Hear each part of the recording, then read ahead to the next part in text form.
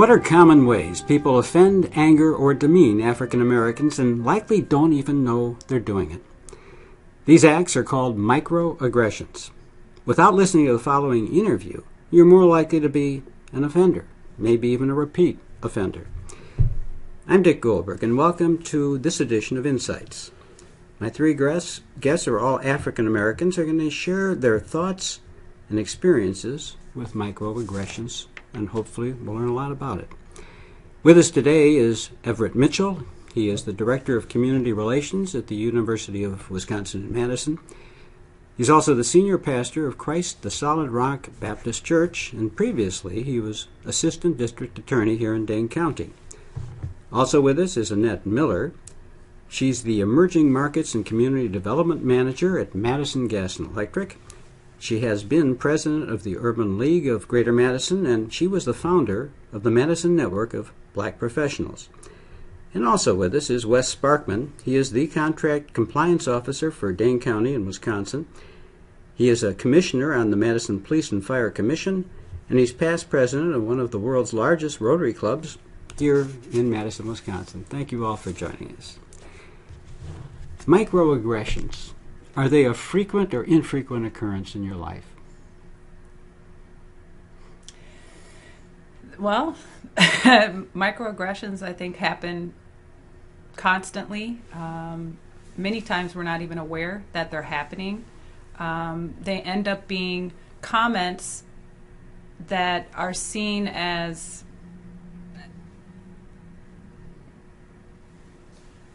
innocent or they're comments that don't seem like a big deal, but to the person who experiences it, it's a cut.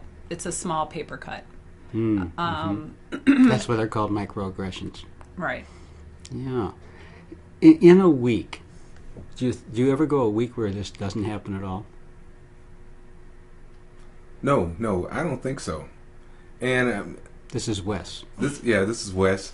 And, I really kind of struggle with the term a little bit because, I wonder if it is intentional or not. So trying to determine whether a microaggression is intentional or not, because if it's aggressive, then it was on purpose and somebody meant to do it.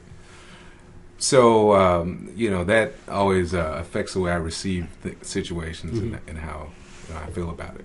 Yeah. How about for you, man? Is it daily, weekly? Well, this is Everett. I think it's more weekly.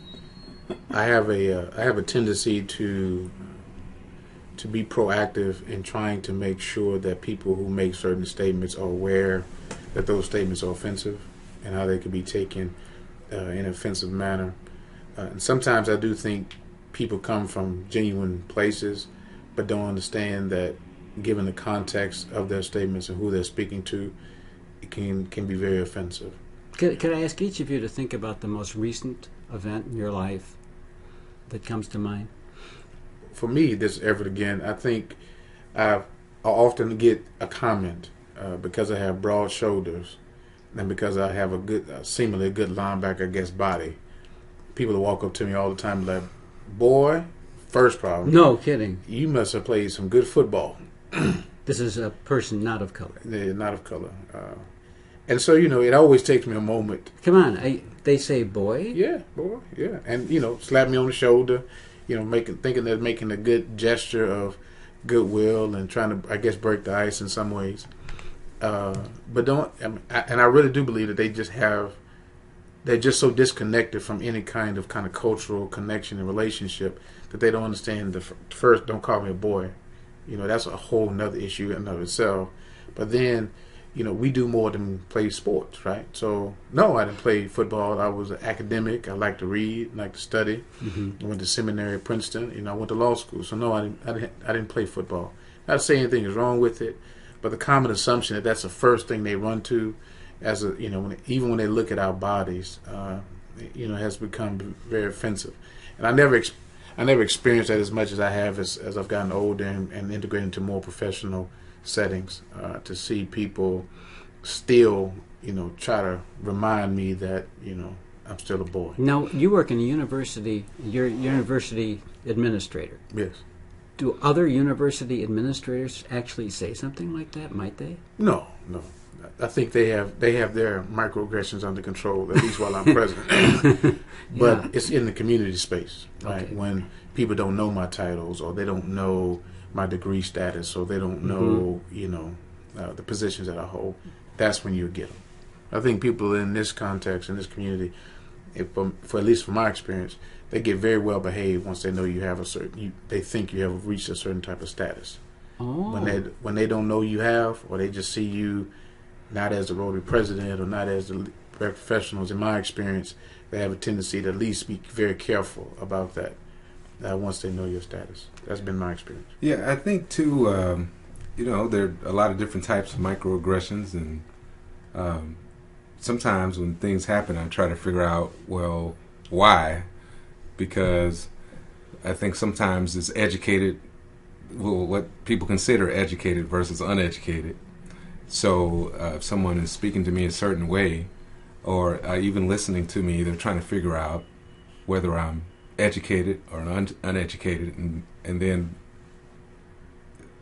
a certain result can happen from that. So let alone being black, and dealing with speaking to me a certain way because I'm black.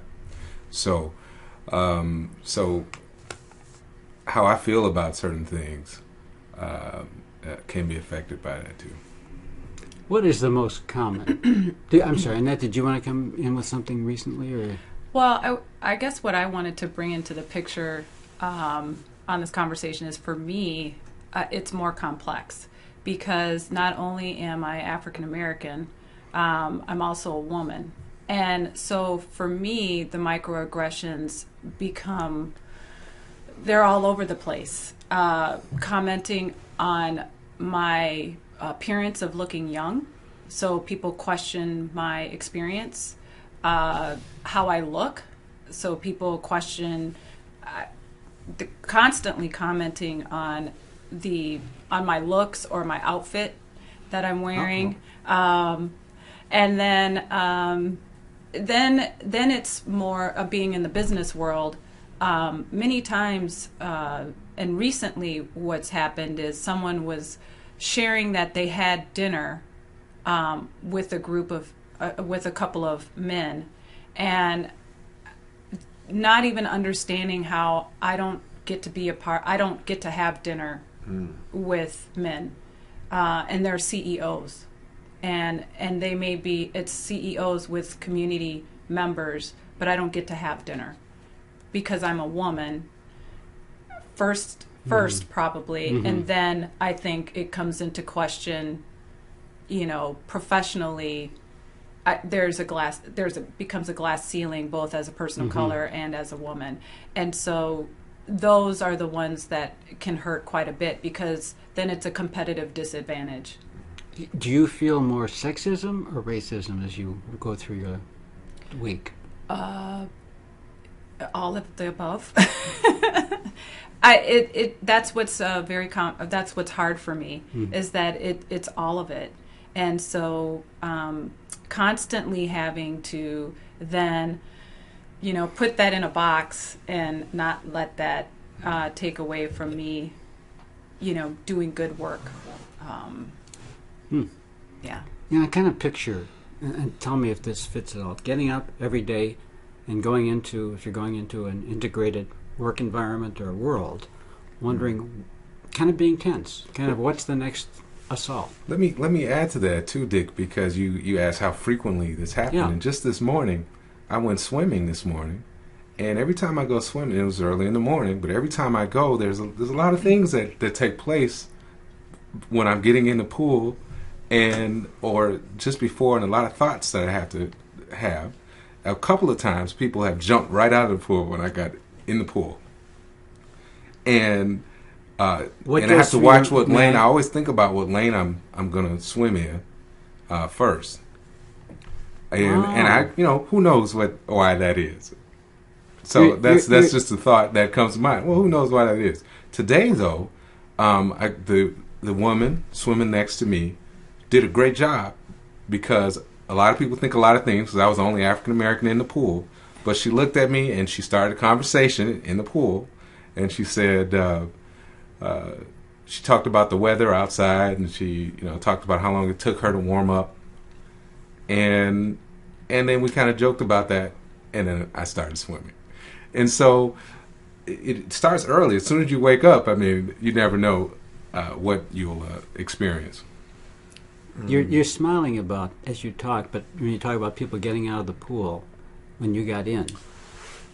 I do smile a lot, and I mean, I'm a joyful person, and I try to keep it that way, Dick. But in that case, I was going to exercise, and I didn't have time to talk about civil rights at that moment, and so I wanted to be in my zone and have my own space, and so and deal with that at that time. So it's so much more. There's a great frequency of situations that do occur, Dick. Right. It sounds like that little micro cut you mentioned, Annette, the people getting out of the pool and you get in. Right. Well, I would say for me, an everyday occurrence is going out into the public, especially on my free time, thinking about how I need to look as I go shopping and spend money, because I will get a different kind of service depending on how I look. So and in fact, I was going to go to, this was this week, I was going to go to negotiate a new cell phone package, and I knew that I needed to look more professional, and I couldn't just go in wearing sweats and tennis shoes, because I wouldn't be taken seriously as a woman. And then part of the reason I was going to be doing the negotiating is because it was from a corporate perspective. And so I also needed to be in the role of, I'm coming in to negotiate so that I could, get a better deal corporately. And it was so much work that I just ended up not going. Because I'm probably jumping ahead in terms of where this conversation could go, but emotionally, I was drained before I even walked out the door, because there was so much. I'm tired. It's been a long day, and now I need to go and put my negotiating mask on, and I want to be taken seriously, not only as a woman, but also as an African American. And there was all of these steps I was going to need to take in order to put my armor on to go and have that conversation. And it got to be too much, and I just said, forget it. I'm not up for it. And I ended up not going. Sounds like a lot of stress every day. It could be. The mask that we have to wear has its own level of weight to it. I mean, Annette described it as armor.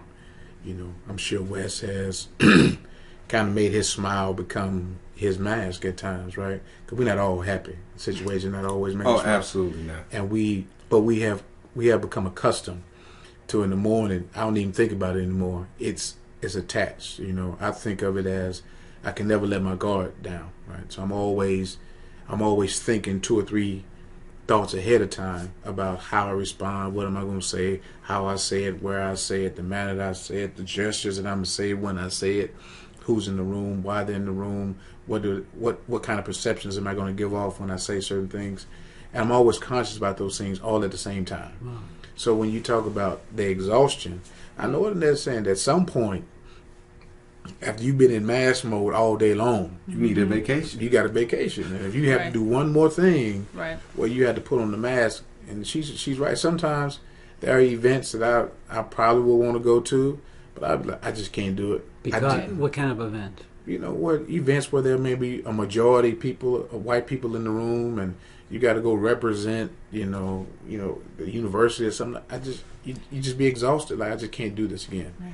I can't go all day at work with a mask. What would happen if you didn't put your mask on and walked into that event? Oh, Jesus Christ! I think that's when the greatest fears of people. Because they don't always understand our humor. They don't always understand our pain. Always understand our passion. There have been environments where you may express passion and they receive that as anger. Mm-hmm. Can you? What's an example? Can you give us an example of what that sounds like? I mean, I've been in a situation where people, meetings where with white colleagues, where you begin to talk passionate about issues. It don't even have to be issues of race. You're just talking about like mission. What is the mission? How do we deal with strategic missions? And and when you disagree with their perspective about strategic direction of missions or how to best fulfill that direction, and you talk about it passionately, they start talking about, I'm afraid or I'm scared. And you're like, what? Scared of what? I'm not, girl, I'm talking about. Well, the code word is passion. They go, well, I can see you're really passionate about this issue. And it's like, no, I'm actually being quite strategic and purposeful in my comments. I'm bringing a point of view to the table. But that energy that you put into your voice and the body language that you put into the conversation is all taken as we're being emotional. That it's not, and that's that's a microaggression that happens all the time. Is that our thoughts are not logical or strategic or thoughtful or investigated. It's passion. It's emotional. It's coming from a reaction. When you say "our," do you mean us women or us African Americans? Oh, African Americans. Yeah. Yes. She's so true. Oh yeah, because that's a trigger for me. Dick, something I also want to say is that I think that embracing who we are, so me embracing who I am, is what allows me to smile and be happy and to make it and not feel stressed out. I think it's important, I know for Everett and Annette, and myself, I'm glad about who I am. And so I think, that's something I always try to tell my children, because I realize these microaggressions, but I try to help them work through what they observe as well. Because they have to deal with... The person saying it, you help them? Or who do you help? As a parent. As your parent. As a parent. Yes. In talking with my children and hearing how things are going at school and so forth, I try to help them work through some of the things that they experience too. Being comfortable, I mean, I think success is found when you're comfortable in your own skin. We got to be comfortable in our own skin, and so even though these things might be happening around us, and that's subjective. Well, we don't know for sure that there's necessarily aggression taking place. But like with Everett's example, if someone comes up to you and says, "Hey, were you a football player?" I had that too all the time. So Everett, I give Everett a high five on that because. When I was on campus, it happened all the time. Are you an athlete? Are you an athlete? No, I'm not. Are you an athlete? No. Would it bother you every time? Well, I was so used to it. But after a while, I mean, when I was a freshman, I didn't get it. I was like, well, maybe that's a compliment. Yeah. But then when I was a senior and people would still ask me if I was an athlete, that did bother me. And the problem with that is they can't get out of their own head. They cannot, what they're saying is they can't see you but anything other than an athlete. So not a business person, not an artist or a doctor or a lawyer or, whatever it is that you're in school that you can be, which is anything in the world. You can't be that because how they have pigeonholed you as an athlete. And my husband played football, and he worked for a coffee company, and he was up north, Wisconsin, and in Green Bay, and he got into an argument with someone because they were so sure that he was a Green Bay Packer and that he was trying to pretend that he wasn't a Green Bay Packer, that they got mad and angry at my husband because he wouldn't own up to the fact that he's a football player for the Green Bay Packers. And he's like, wow. So what do you do with that? Yeah. Let me ask you this. Get that coffee contract. What if I don't know if this is a fair question we can do, but if you had to list the most common microaggressions, is there the hit parade number 1, number 2, number 3? Is there like things that really, or is it just so many different things there's not a common? Yeah, I don't think it's a common. I don't know if you could list it. Number one, number two, it's because it's different for all of us. I think based on our life, our lived experience, what things are said to us, how it's said, we can all receive it differently. I do resonate with Annette when they say about the passion part, because I've heard it so much over the years that I literally have erased that portion of my life. You've toned yourself down? Yeah, in terms of public space. I'm a pastor, so I can get up on Sunday and just give it all out. Yeah. So by the time I return to work on Monday, it's gone anyway. But the idea of bringing all of that intensity, that is who I am, to the table, I've learned how to really pull that back so that they only get what I want them to get, and they only see what I think they can stand seeing. So that's the consequence of this continued aggression. And I had one of my mentors when I first moved to Madison. She said to me, and I come here with my degrees from Princeton, so I was pretty adamant that I'd be able to find a job. And she said to me something I'll never forget. She said, in Madison, we have to announce who you are, because they will never be able to see you for who you are. So she would literally take me to meetings and say, this is Everett Mitchell, Morehouse degree, and 2 degrees from Princeton Theological Seminary. Wow. Before we even had any conversation. It's almost like she had to set the context before their mind set the context for who I was. Well, if she didn't do that, what would be in their mind? I would get questions like, and this is what used to happen before we started doing this. They'd come up to me and be like, well, have you graduated from high school yet? No. Yes. I had more education than they had, but those would be the questions that they would ask me. Right? And so, to Wes's point, at first you could start thinking like, oh, okay, maybe they thought I was young or something. Maybe I look young. I don't know. But after a while, you realize it's not youthful interpretation. It is an interpretation of how they see black bodies in general. Right. And so that's why a lot of times I spend all, I don't know what Wes spends on. I spend all my money on dry cleaning. Because you have to look. You have to look it. If you don't look it, like, tie, suit, white shirt. They love white shirts and, bow ties. I mean, because you have to look that part. I would love to go to work like my colleagues do in some ragtag khakis and a shirt they just look like they just rolled out out the drawer and just come to work. But Everett, I have to say too, I agree with you, Ed. I have to say that I was in the elevator yesterday or a couple of days ago with a young brother, a young African American male, and he looked at me and he said, "Are you a lawyer?" And I said, "No, I'm not," because of the way I was dressed, I guess.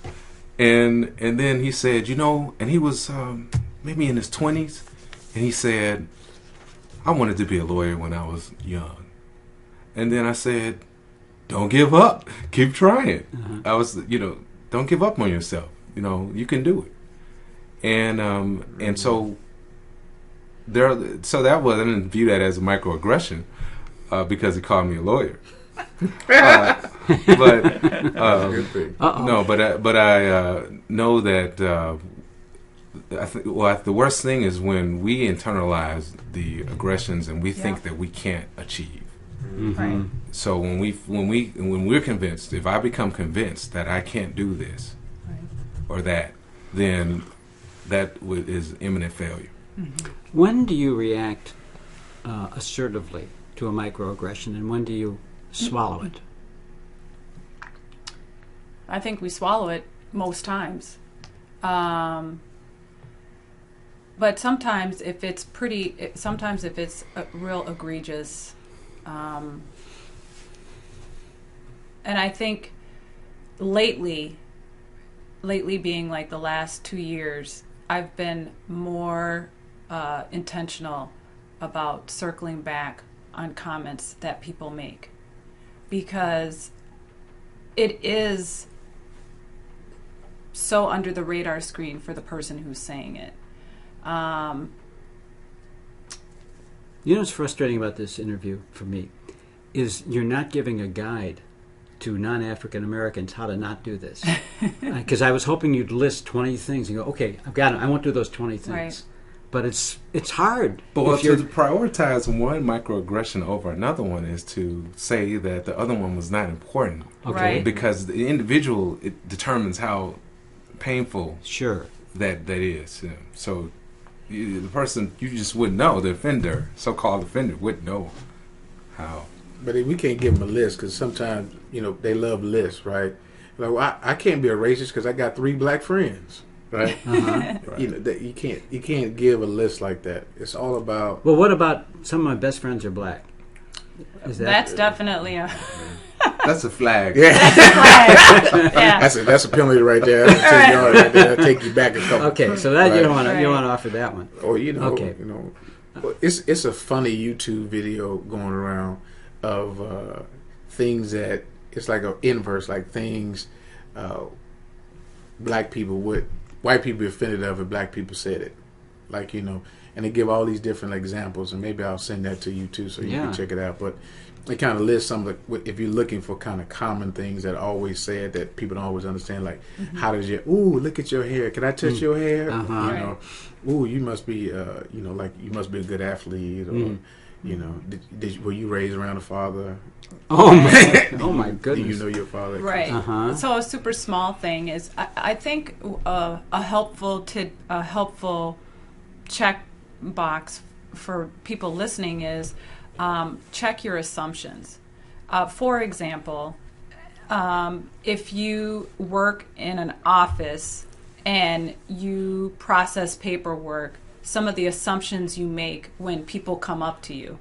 So just because I'm an African American female and I come up with 2 kids, I am not single.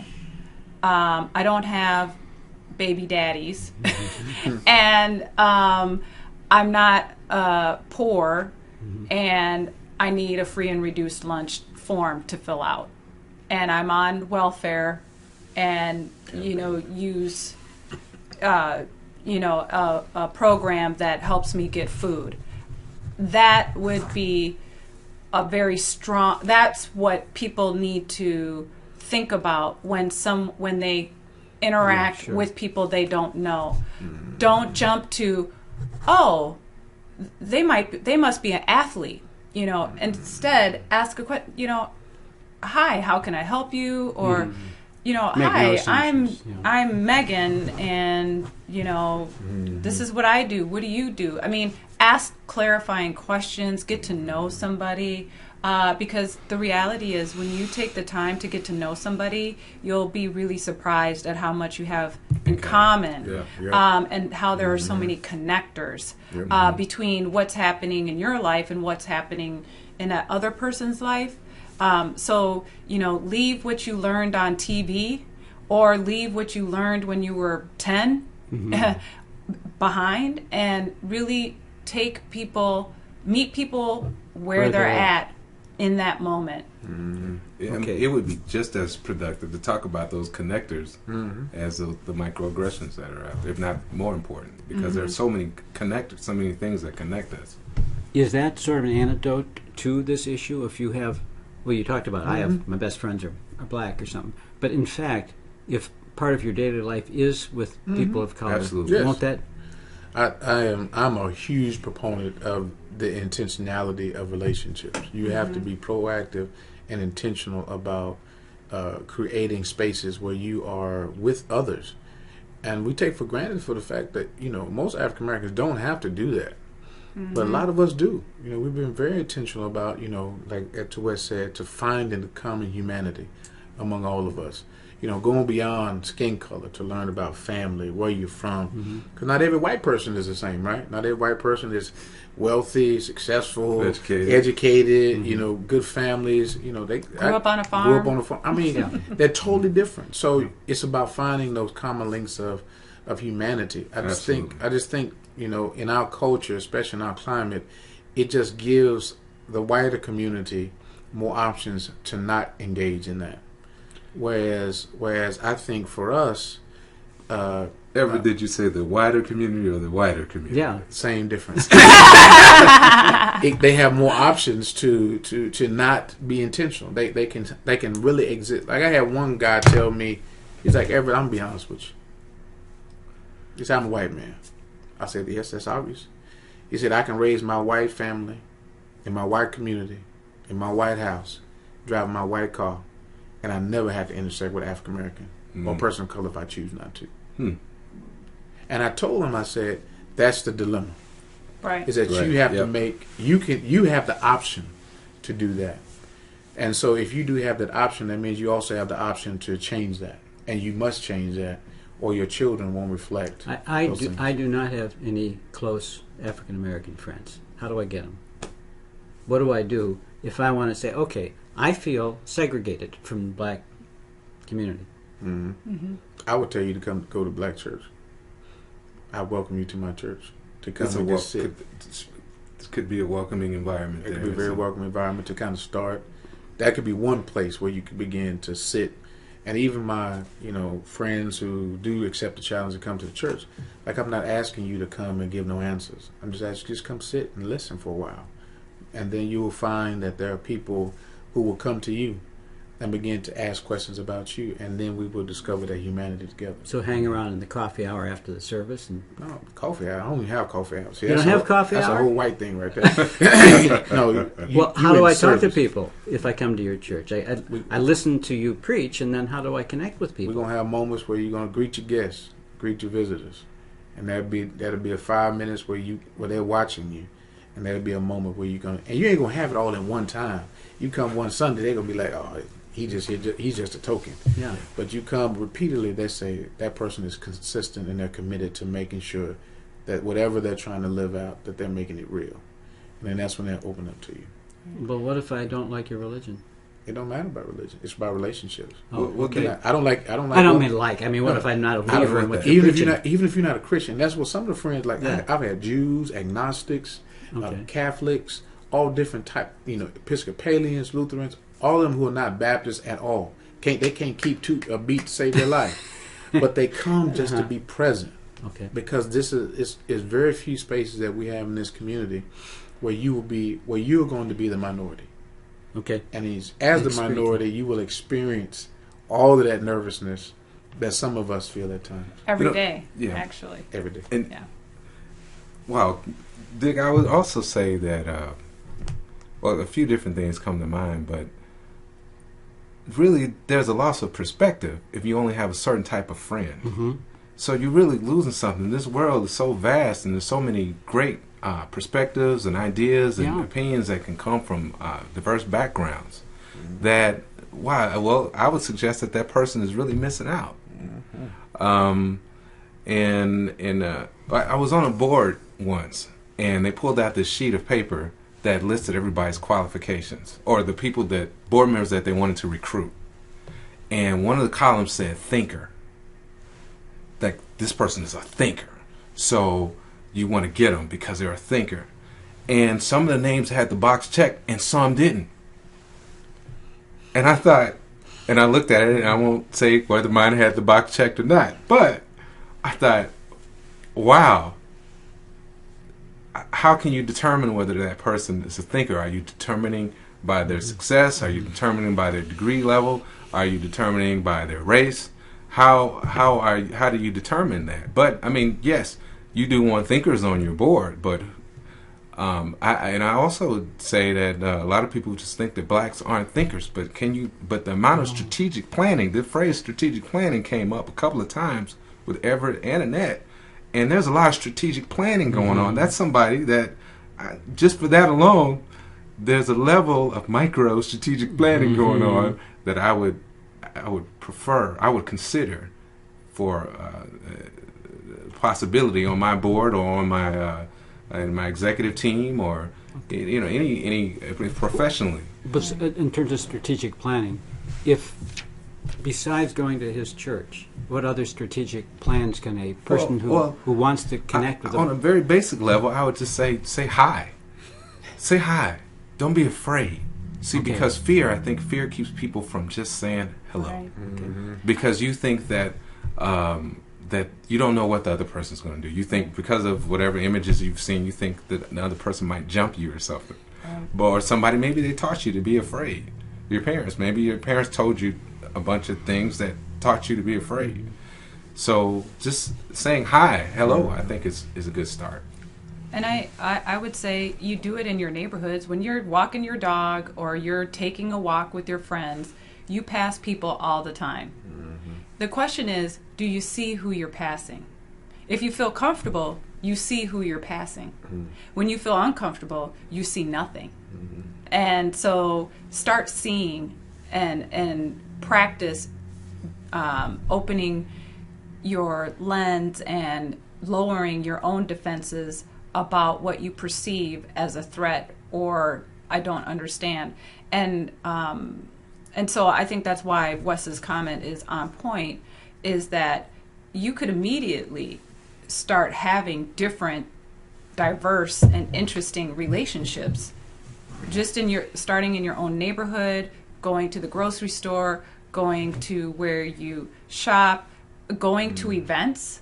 That's another avenue, is going to events that are where there's going to be a lot of different people.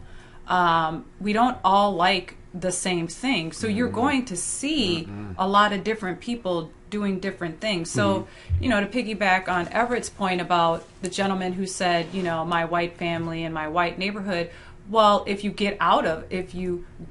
leave it, you'll start seeing difference and diversity and interesting things going on. Even just walking in your downtown or... Well, but Annette, you're talking about saying hello. You're not talking about building a friendship. Well, but that's not true. That a lot of friendships start at hello.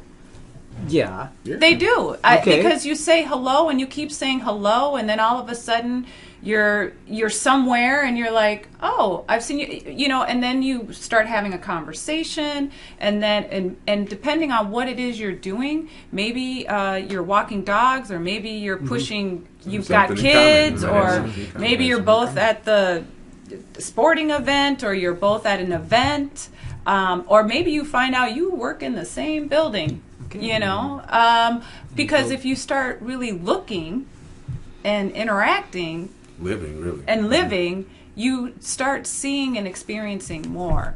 And I don't think people give enough credit or understand the depth of how they don't see. And that's also a microaggression, because I have had people, and just recently, again, and it's happened regularly, say, I don't see color.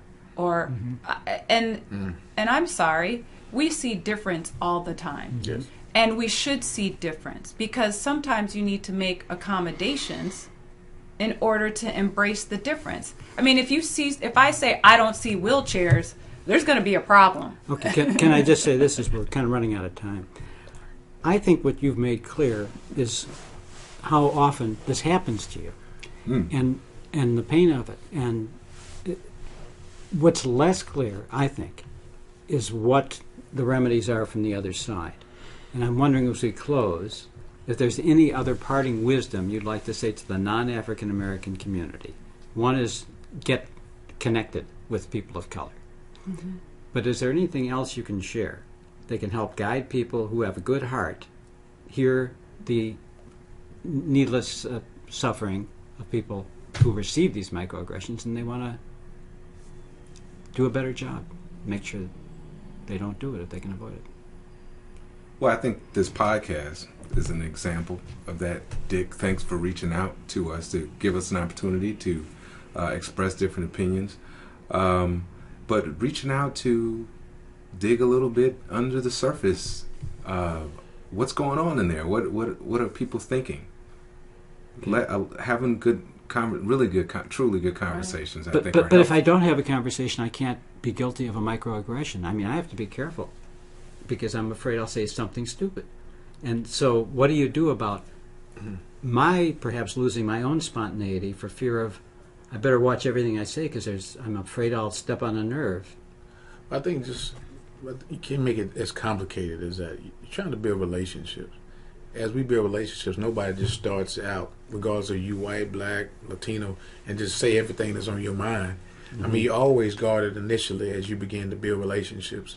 And as you build trust, then as you stuff slip out, the trust that you have built allows people to say, "Hey, Dick, what you just say?" Yeah. And then you say, "Oh man, I ain't know." Oh, okay, cool. Let's go get a beer, and we move past it. Yeah. Without that basis of trust, of being able to say hello over a continued basis, finding some commonality that Wes talked about, it's makes always sense. going to seem very inhumane, because it is inhumane. Yes. The humanity that we're searching for, that will override this fear, is the ability just to sit, say hello, look for those moments of intersection, and appreciate the beauty of those moments, right? Because that's when people share with you stuff like, I found stuff like cancer or death in families or just life with children. That's stuff that we all appreciate and can appreciate, and so we can't allow the lenses that of judgment to preclude us from being able to be in those spaces. Right.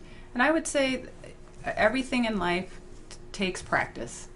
And so, be less afraid and more courageous and practice. Yep. And go to spaces and places where there's an opportunity to have a conversation. You said, how can you meet other people? There's constantly, in all communities, conversations about what's happening in our community. There are meetings, there are libraries, neighborhoods, there's community centers. There are conversations, senior centers, going on where people know where the diversity is. They're just choosing not to go there. So choose to go there and practice. Okay. Well, Annette, Wes, and Everett, I thank you very much, and I hope you'll join us on the next edition of Insights.